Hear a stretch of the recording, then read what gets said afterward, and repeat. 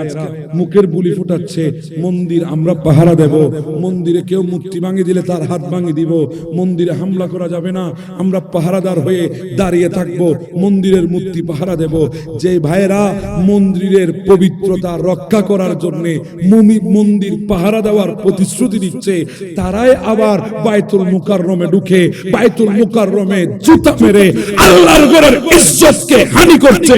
তাহলে বুঝা যায় তাদের ভেতরে বিধর্মীদের প্রতি কোন ধরনের আক্ষেপ নাই, তাদের আক্ষেপ, তাদের ষড়যন্ত্র সবগুলো হচ্ছে আল্লাহর ঘর নিয়ে, আল্লাহর ওলির মাজার নিয়ে, আমার রাসূলের শান ও ইজ্জত নিয়ে, আমার রাসূলের আশিকদেরকে মারার জন্য, রক্ত ঝরার জন্য তাদের ষড়যন্ত্র। কথা বলেন ঠিক না ঠিক?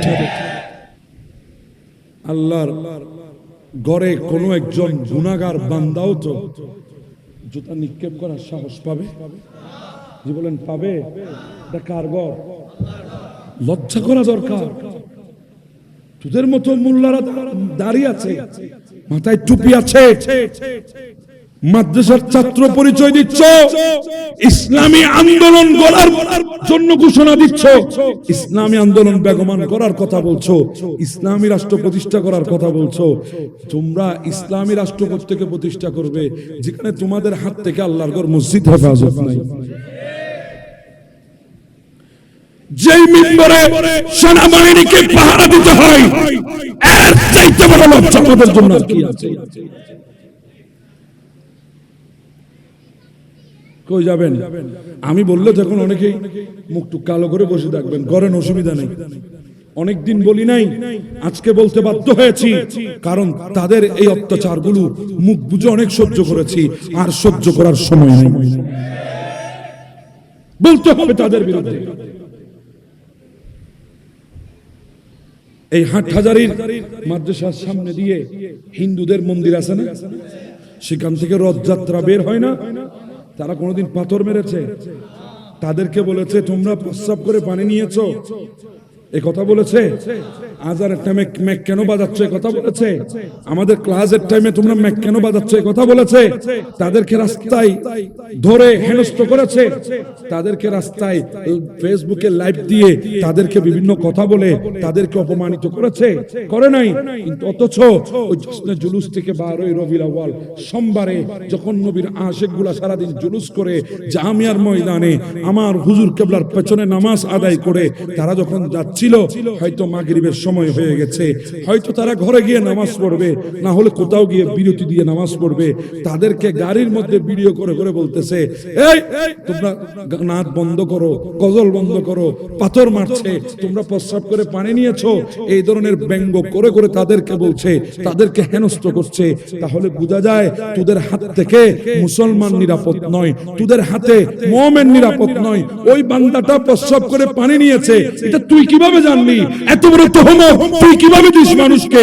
আবার সেই তুই তাবলীগে দ্বীনের কথা বলে রিকশাওয়ালাগুলি, রাস্তার পথযাত্রীগুলি যখন নালার মধ্যে প্রস্রাব করে, রাস্তার ধারে প্রস্রাব করে, পিছন দিক থেকে টান দিয়ে তোরা আবার মসজিদে নিয়ে যাস, তখন তো দেখিস না সে প্রস্রাব করে পানি নিয়েছে কিনা, তখন তো দেখিস না তার শরীর পবিত্র আছে কিনা।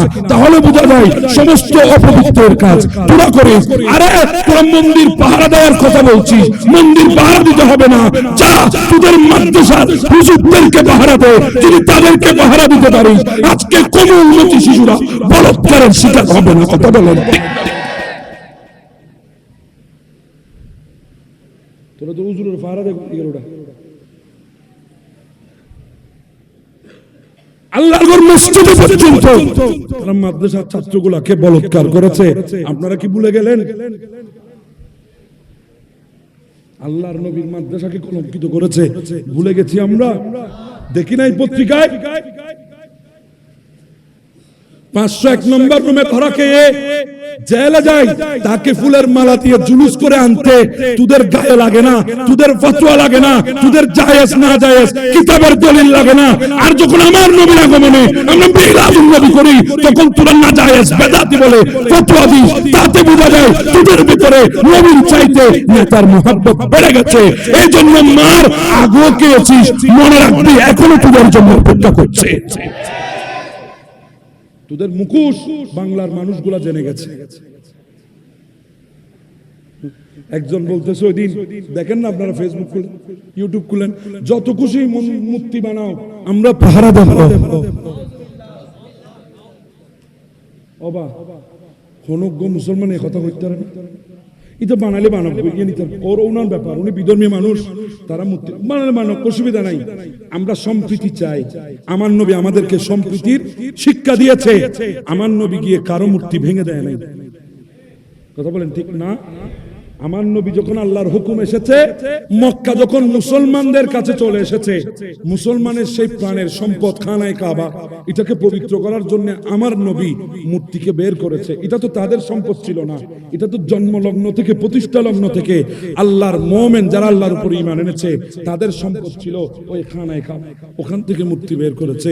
আমার নবী তো কোথাও গিয়ে মূর্তি ভাঙে নাই, কিংবা বলেও নাই মূর্তি বানাও আমরা পাহারা দেব। ইয়ানোর দলিল কটা পালি দিবা কি বলেন? তার বেগুনিয়া খাওয়ার শুরু করছে। খুদা আল্লাহ আমাদেরকে বোঝার তৌফিক দান করুন। আচ্ছা আমাকে বলেন, আপনার ঘরে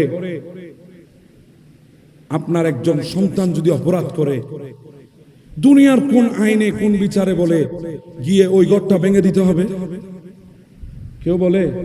এক বাবার 3 সন্তান, এক সন্তান গলত করেছে, জেনা করেছে, এক সন্তান মদ খেয়েছে, সুদ খেয়েছে, সকল অন্যায় করেছে, সকল অপরাধে অপরাধী, সকল গুনাহে গুনাহগার, কিন্তু কোন আইনে বলে তার বাবার ঘরটা গিয়ে ভেঙে দিতে হবে? বলে? বলে? মাদ্রাসার মধ্যে এক হুজুর না বুঝে বলাৎকার করলো, তো তাই বলে আমরা কোনোদিন বলেছি যে মাদ্রাসায় ভাঙে দিয়ে আগুন? বলেছিলাম যে মাদ্রাসা ভেঙে দেন। এখানে মাদ্রাসার কসুর কি? কসুর মাদ্রাসার যে টিচার তার চরিত্রের দোষ আছে, তার ভিতরে চরিত্রের দোষ আছে, তাকে বের করে দাও, তাকে সংশোধন করাও, তাকে তওবা করাও, তার উপরে শাস্তি প্রয়োগ করো। এটাই তো বলে দুনিয়ার আইন বলেন, শরীয়তের আইন বলেন, এই কথাই বলে। হ্যাঁ আমি মানছি মাজারে কিছু ভণ্ড, কিছু ফকির গিয়ে তারা ছদ্মবেশে মাজারকে নিরাপদ জায়গাকে ব্যবহার করে তারা সিদ্ধি খাচ্ছে, গাঞ্জা খাচ্ছে, ঠিক আছে, তাদেরকে গিয়ে বলো, তাদেরকে বুঝাও, তাদেরকে বের করে দাও, কিন্তু কোন যুক্তিতে বলে আল্লাহর ওলির মাজার ভেঙে দিতে হবে? মসজিদের জুতা চুরি হয়েছে বলে মসজিদ যেমন ভাঙা যাবে না, আল্লাহর ওলির দরবারে ওই গাঞ্জাটি গাঞ্জা টেনেছে বলে মাজারও ভাঙা যাবে না। কথা বলেন ঠিক না? ওমা ইনারা নতুন নতুন জিনিস শিকর পানি ইয়োবা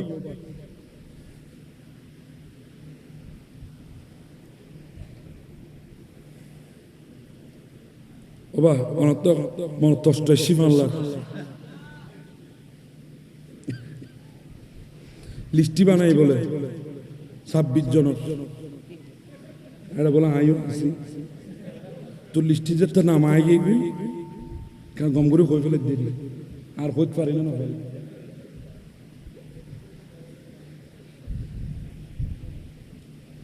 একটা কথা বলি বাবা, ঘর থেকে যখন বের হয় আখেরিবার মনে করেই বের হয়। মালাকুল মউতের সাথে আমাদের সাক্ষাৎ যে কোনো মুহূর্তে হতে পারবে, সেটা আমরা জানি, বিশ্বাস আমাদের আছে। কিন্তু একটা কথা বলি, অন্যায় কোনোদিন মাথা পেতে নিব না ইনশাআল্লাহ। কারণ আমরা সেই হোসাইনের বিজয়ের অধ্যায় পড়েছি,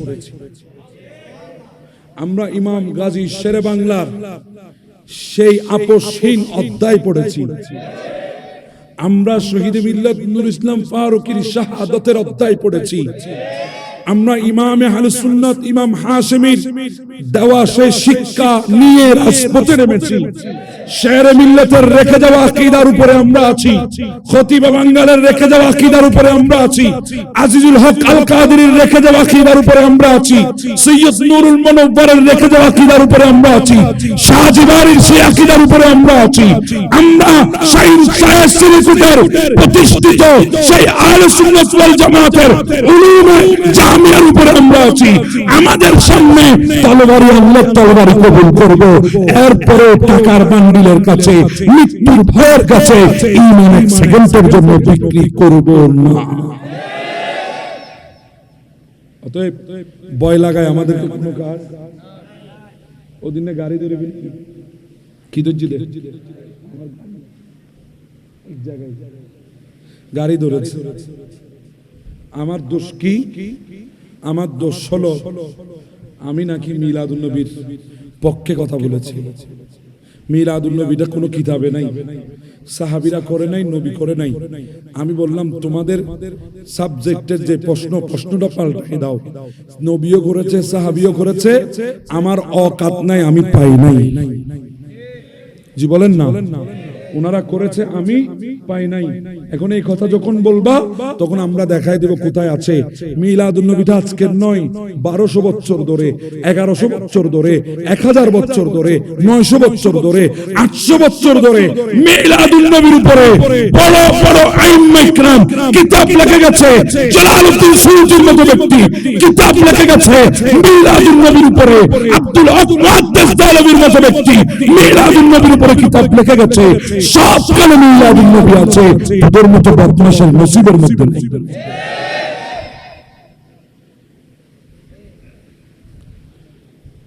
তারা ষড়যন্ত্র করলো, মনে আছে আপনাদের?